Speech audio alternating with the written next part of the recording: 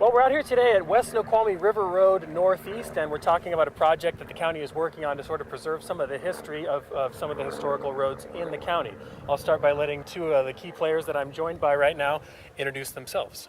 Yeah, hi, I'm Ruth Harvey with the King County Road Services Division, and I'm the project manager for this Historic and Scenic Road Corridor Inventory project, along with my colleague from For Culture, Flo Lentz.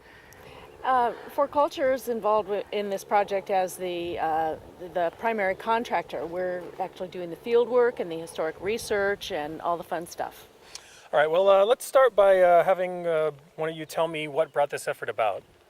Well, Matt, there's really two main reasons why we're doing this project. One is that King County is very committed to historic preservation, and the Road Services Division specifically has done a lot of things to try to be sensitive in the areas that we're working, be sensitive to the historic resources, not to damage them, and not to have an undue impact on those resources. So we've been interested in learning more about the historic roads in the county, and we were fortunate enough to get a grant that allowed us to do that. And we've been surveying and inventorying the roads to find out which are the kind of the most special in the county, which have the most interesting features that are still available to look at today. And we've been learning a lot of really interesting things, and we thought the public would also be interested in learning about the history of the transportation system. Mm-hmm. What are some of the criteria that the historians are using to sort of narrow down the list? Well, we started with a windshield survey of quite a few roads in the county, and what we were looking for are roadways that are historically intact, where the road surface and the alignment itself matches up with the old maps. And we were looking for cultural landscape, in other words, land uses and scenery that reflects sort of an earlier part of our history, maybe early 20th century. And then third thing we were looking for is historic places, farms, barns, any historic structures that are of interest around the county, and we're looking to see how intact they are. And we're excluding areas where there's been lots of development, where things have changed quite a bit. And what will sort of be tangibly available to the public once this is over? I mean, sort of what is the point of doing this project?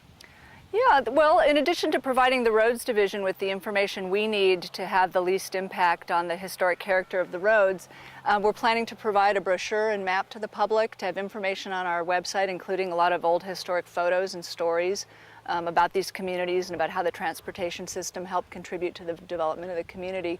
So there'll be lots of public educational materials available when we're done.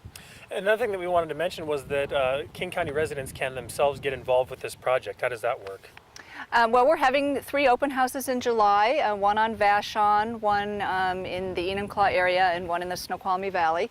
And people can also email or call me, and I can take down any information they might have about the area. There are some old timers who know a lot about the area, have maybe old photos, memorabilia that we could photograph. We're hoping that some people, can tell us some stories too.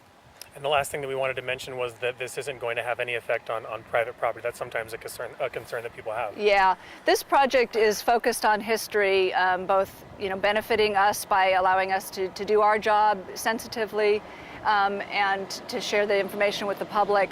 There won't be any new regulations or limitations on property owners.